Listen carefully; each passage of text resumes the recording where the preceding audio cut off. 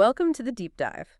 Today, we're taking a close look at a region that's become incredibly volatile, Northeast Asia. That's right. Over the past few weeks, we've seen a rapid acceleration of activity, particularly on the Korean Peninsula. It's everything from new nuclear estimates to major shifts in alliances and what's maybe most worrying, the cutting of crucial communication lines. Our goal for this deep dive is to give you a calm, professional, and really fact-based analysis. Think of it as a curated intelligence brief, We want to help you cut through the noise and understand the core dynamics here. which is really this tension between North Korea's advanced nuclear program and the strong response from the U.S. and South Korea.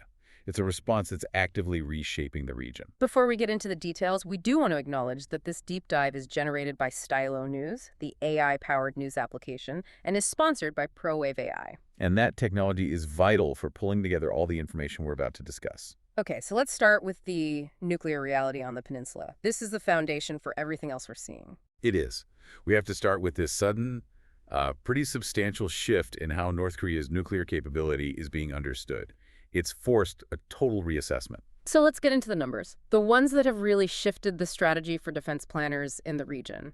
The South Korean Defense Institute, or KITA, just published new estimates. And they put North Korea's current arsenal at approximately 150 warheads. 150. Right. And that figure is so significant because it's a threefold increase over many previous international estimates.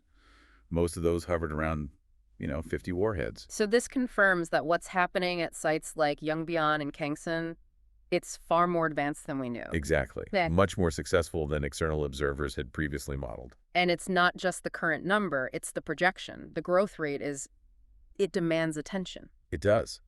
Kita is suggesting North Korea could expand that arsenal to over 400 warheads by 2040. Over 400. And this isn't an accident. This trajectory is backed by their constitution. Kim Jong-un has made it very clear that nuclear weapons are the central pillar for their national sovereignty. A deterrent against what they see as external threats. To put all this into context, it's good to remember that only 4 countries right now have a full nuclear triad. Meaning land, sea, and air delivery system. Correct. And those are the United States, Russia, China, and India. Which, of course, raises the question of China. As a major regional power and the world's third largest nuclear power, how are they framing their policy against this? Well, Beijing just issued an arms control white paper, and it's a very delicate balancing act. How so? On one hand, the paper reaffirms that China is sticking to the nuclear test moratorium. It says they're committed to keeping their arsenal at the, and I'm quoting here, minimum level necessary for national security. Which sounds like a criticism of the U.S. It is. It's a clear jab at what they call U.S. strategic escalations. But here's the strategic insight you need to see. It's a dual message. China is positioning itself as the restrained nuclear power, while at the same time, it's accelerating its own modernization. Things like its DF-41 missile program. Which seems to run completely counter to that minimum necessary posture they're talking about. Precisely. So the sheer scale of North Korea's buildup, it naturally forced a response from Washington and Seoul. And that led to this unprecedented strengthening of their defense, especially at sea. And that's the pivotal agreement we need to unpack. The U.S. has now authorized South Korea to build its own nuclear-powered attack submarines. And this is a huge deal. The U.S. is committing to provide the low-enriched fuel and the technical help for these vessels. It's important for everyone listening to understand this isn't the U.S. giving South Korea nuclear weapons. Yeah. These are nuclear-powered submarines. The reactor is for propulsion, but the transfer of that fuel and technology is still incredibly sensitive. So why is it so pivotal then? Because the fuel transfer itself requires a special exemption, a really stringent verification process. So it reinforces South Korea's commitment to the Nuclear Non-Proliferation Treaty, the NPT. While giving them a strategic capability they didn't have before. Exactly. Stealth, speed, endurance, things that were, pretty much reserved for nuclear weapon states. And President Lee Jae-myung was clear. These are essential to counter North Korea's own submarine program. A program that intelligence says is getting help from Russia. That's the running theory. And as you can imagine, the response from Pyongyang was immediate. Yeah. And it was severe. I can imagine. North Korea's state media, KCNA, They condemned the agreement, called it a dangerous provocation that risks a nuclear domino effect in the Asia-Pacific. They're framing it as South Korea becoming a semi-nuclear armed state. That's their narrative. Yeah. And beyond the words, we've seen very tangible, very dangerous escalations on the ground. Right, the border crossings. North Korean soldiers have crossed the military demarcation line, the MDL, multiple times this year. They have. And they're also massively increasing fortifications, laying new minefields, installing triple-layered barbed wire fences. It's a serious hardening of the border. And then there was the recent missile test. Another short-range ballistic missile fired towards the eastern waters. The tension is palpable. But the highest risk development might be the diplomatic breakdown. This is where the communication lines come in. Yes. North Korea didn't just reject President Lee's offer for military talks, which was the first such proposal in 7 years. They cut all communication lines. All of them. So if the whole point of the talks was just to prevent accidental clashes, doesn't cutting all the lines, doesn't that signal a deliberate choice to increase risk? That is precisely the concern among security experts in Seoul. The talks were designed to prevent accidental armed clashes. And now there's no way to de-escalate. With no military hotlines and defenses on high alert, the chance of a small incident spiraling out of control because of a miscalculation, it's dangerously high now. The South Korean leadership called it a highly dangerous state of affairs. And all this friction on the peninsula is now feeding into a much broader realignment of powers across the whole region. It feels like a return to bloc politics. That view is backed up by a recent analysis from Japan's Defense Ministry think tank.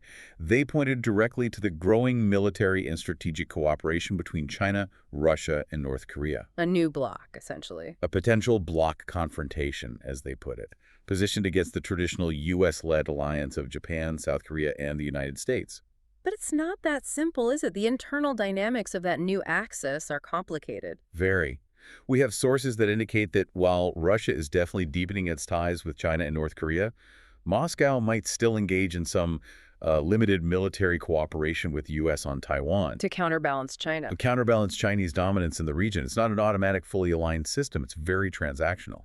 And that transactional nature is showing up in other domains, like hybrid warfare. Most notably in cyberspace. We're tracking an unprecedented level of collaboration between Russian and North Korean hacker groups. Including the Lazarus Group. The infamous Lazarus Group, yes. And this is more than just geopolitical posturing. It's an organized funding mechanism for them. They are systematically targeting financial infrastructure. Like the big cryptocurrency theft from South Korea's Upbit exchange, the accusation is that the money was funneled directly into North Korea's weapons programs. A way to get around international sanctions. And if we connect this to the even bigger picture, the whole region's stability is really overshadowed by the threat of a Taiwan contingency. A U.S. Congressional Commission just put out a warning on this, and the number they used was stark. A war over Taiwan could reduce global GDP by up to 10%. 10%. To really get a grasp on that number, that's economic devastation on the scale of the 2008 financial crisis. How does a number like that even happen? What are the vulnerabilities? It really comes down to two things. First is the disruption of global supply chains. You see, Taiwan completely dominates the high-end semiconductor market. The advanced microchips in everything. In everything. A conflict would instantly sever the world's supply, and that would cripple manufacturing in every sector, from cars to defense. The second mechanism is the closure of key shipping lanes in the Taiwan Strait. A huge percentage of global trade goes through there. A substantial percentage. So you combine that trade disruption with the scarcity of critical parts, and that's how you get to a potential 10% global GDP reduction. The ripple effect is almost unfathomable. Okay, so now that we have the scope and the stakes, let's look at the decision makers themselves. What are their core goals and perspectives? Let's start with South Korea and President Lee Jae-myung. Their focus is really multifaceted. They have peaceful reunification as a constitutional duty, so they keep an offer of unconditional dialogue on the table. But at the same time, they're beefing up their defenses with this U.S. submarine alliance, all while sticking to the NPT. Right. Then you have the United States. Their perspective is really centered on two pillars: modernizing their own nuclear triad for deterrence and actively supporting South Korea's defense upgrades. Paired with sanctions and diplomatic outreach. Correct. For North Korea, under Kim Jong-un, their nuclear status is seen as absolutely non-negotiable. It's essential for their sovereignty. And they maintain that the U.S. military presence is the real destabilizing force. And that they will pursue aggressive countermeasures in response to any USSK moves. And finally, China. China's stated goal is regional stability. So they're urging, quote, prudent handling of the submarine deal. And they use their own minimal testing policy as a way to criticize the speed and scale of what the U.S. is doing. When you look at the source analysis, these different views are really clear in the international media. Oh, absolutely. For example, a Russian state-affiliated outlet like Argumentii Fakti. Its reporting focuses almost entirely on the narrative of U.S. destabilization. It aligns perfectly with Moscow's interests. And on the other side, You see sources like Media Indonesia, a major outlet from a non-aligned country in the region. They're focusing intensely on the underestimated scale of North Korea's nuclear threat. reflecting the concern in Southeast Asia about this instability spreading south. But despite these deep divides, there is one broad common viewpoint across international institutions, like the UN. And what's that? Given the high tensions, and especially the total lack of military communications, the most urgent need is for dialogue and restraint. That's seen as the absolute top priority to prevent an accidental escalation. So looking ahead, what should we be watching for in the coming months? I think there are three key areas. First is the defense and diplomacy implementation. Meaning the submarine deal. Exactly. Watch for the finalization of the U.S.-South Korea agreements on the nuclear fuel supply, and then the start of construction, which we expect in the next few years. That will permanently shift the naval balance of power in the Yellow Sea. The second area to watch is North Korean retaliation. We should fully anticipate that they'll continue nuclear weapons development, more missile tests, and critically, watch for any advancement on their own nuclear-powered submarines. Which, if Russia helps them, would be a direct counter to the U.S.-SK deal. A direct counter-escalation. And finally, the third thing is South Korean independent action. What do you mean by that? The South Korean Unification Minister, Chung Dong-young, is pushing for Seoul to pursue its own independent diplomatic initiatives with the North. Sort of going around the U.S. Potentially, citing past inter-Korean economic projects as a model. The implication is, this creates a bit of political tension. A desire in Seoul to ease relations on their own terms, without always waiting for a green light from Washington. It signals a desire for more foreign policy independence. So to wrap up, this deep dive has given you a concise, factual picture of some extremely volatile regional dynamics, from the nuclear estimates to the major geopolitical shifts underway. And this kind of comprehensive, multi-source intelligence brief, this was generated by Stylo News. Stylo News is an AI-powered news application, and it was designed by veteran intelligence professionals. Stylo is really built to filter the signal from all the noise out there. It automatically pulls, translates, and synthesizes data from over 250 global sources, including social media like X. And it uses advanced machine learning to generate these customized personal intelligence briefs for you very rapidly. It gives you actionable insight in just moments. So if you need to stay ahead of the curve and you want to customize your own daily intelligence brief, you can subscribe to Stylo News and get that AI-powered news on demand. Just go to www.stylonews.com. That's STYLONEWSS.com.